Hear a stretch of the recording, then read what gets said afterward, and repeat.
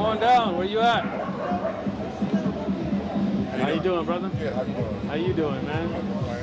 So what do you know about Islam, man? Are you Muslim already, or? No. All right. So you're ready for it, though. I can see it. I feel it in you, bro. So bring up the Majd Ribat channel. Yeah. So what do you believe right now? I believe in one supreme being.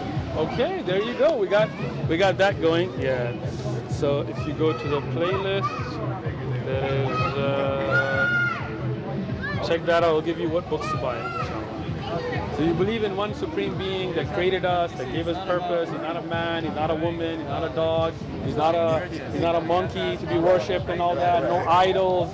That one great creator above all of us, right? Yeah, you know that's right. I got you on that one, right?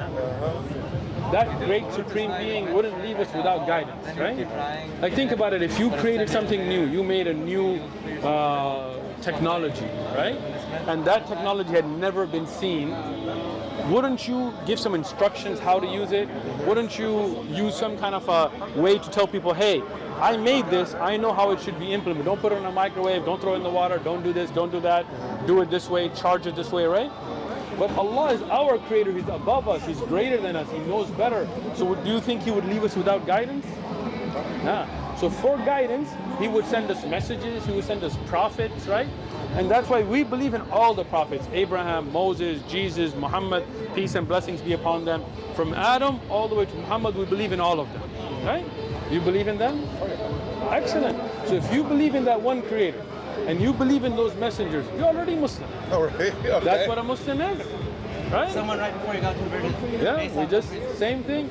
So this is, you're not even converting, you're reverting, you're coming back to your original state because you know in what we call fitra, your natural state. Like if you ever see somebody worshiping like I was in India and I saw these people worshiping a cow.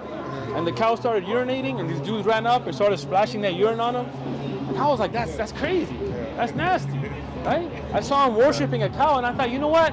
That would be a barbecue on the weekend for us. We'd be flaying them steaks up. Right? You can't worship that, right? You see, I saw people worshiping snakes. Like I don't even like snakes.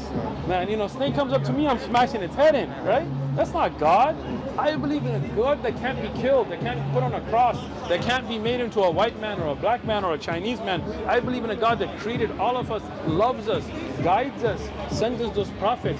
Why is it that we find a similar message in all of the message of the prophets? Worship one creator, don't worship idols. Why? Because all of that's from the same God. Right. But you know, people came in, King James came in, other people came in, started translating things up, moving things out.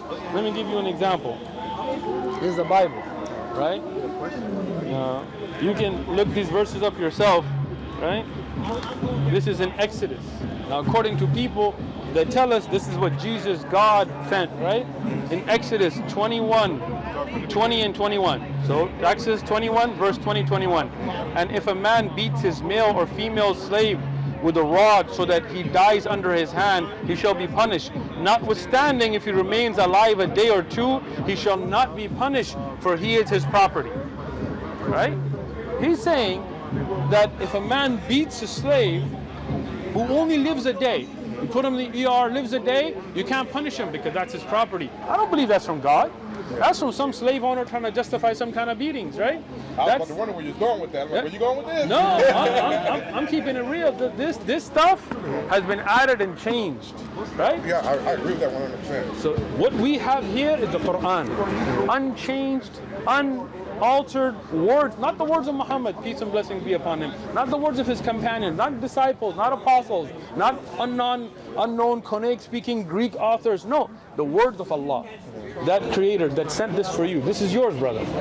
This is a free gift. We don't want money from you. We're not trying to make a living here. We're out here connecting people like you to your creator, the connection that's already there. That's why we call it reverting. You're just going back to your natural state, right? So you believe in Allah. Well, let me ask you this. Ask me. You know, a lot of times the news is just propaganda and spread lies, but Agreed. whenever you see something like I watch CNN a lot, and then it shows people that practice Islam. Islam, they treat the women bad over there. What is that about? Let me tell you. CNN, Fox, MSNBC, these are all outlets trying to get attention, right? They're going to show you what they want to show you to get their ratings. If they show you Muslims treating their mothers really well and their wives really well and their sisters really well, you think that's going to bring ratings? That's not going to bring ratings, right? Think of it this way. And when I'm in Pakistan and I'm in Saudi and I'm traveling and I watch news sources to look at what's going on in America, it looks way different than reality. Right? When you look at the image of, for example, Mexicans on TV, the image of African Americans, the image of Muslims, it's made out to develop fear. It's made out to develop ratings. Even till today, look at every Hollywood movie, the bad guy's German. Some kind of, Nazi-ish outfit, and even lately, like with Marvel and all of that, they'll Hydra, but they'll try to model that. Why?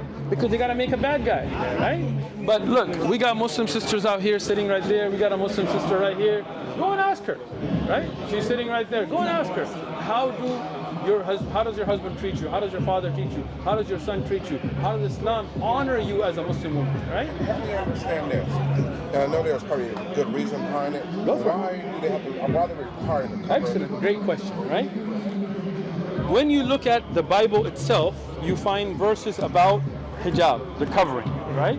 Let me show it to you, right? But what happens is, in the Western society, they just don't do it anymore, right? They just left it. But in Islam, we stay true to it. We hold true to the word, right?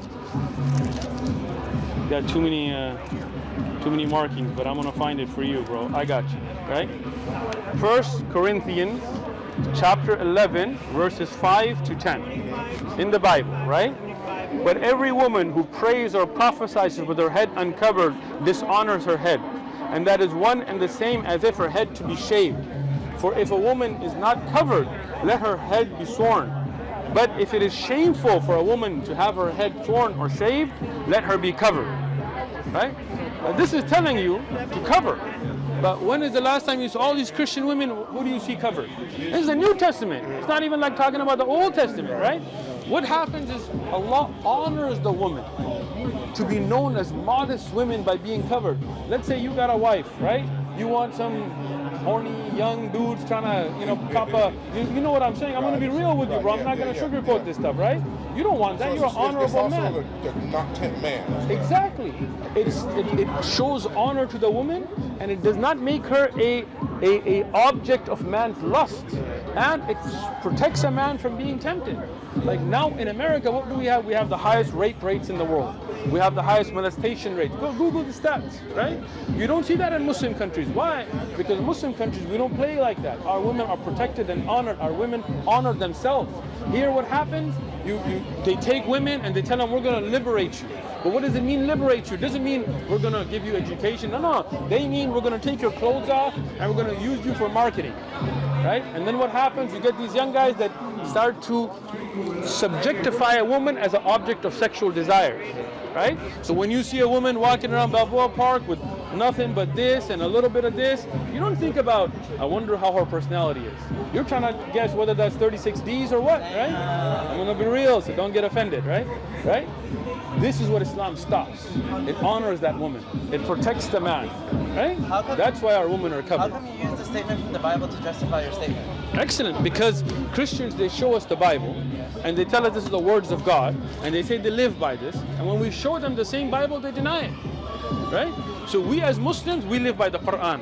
The Quran tells us that the order of hijab in Surah Al-Ahzab is there so you can know this woman is an honorable woman. So she is protected, and then men are not tempted.